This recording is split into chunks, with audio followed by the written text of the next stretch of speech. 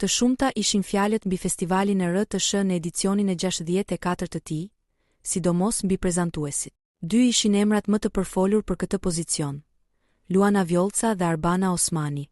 Të dyja moderatoret kanë dorëzuar më herët platformat e tyre në televizionin publik shqiptar. Edhe pse ka një staf shumë të madh që kujdeset për këtë, Arbana ka vënë sikush që në regji të jetë bashkëshorti i saj, Eduard Grishaj. Por duket se kjo e fundit ka arritur të prevalojë mbi Luanën. Gojët e Liga thonë se Bana është takuar sot me drejtoreshën e RTS, Eni Vasili.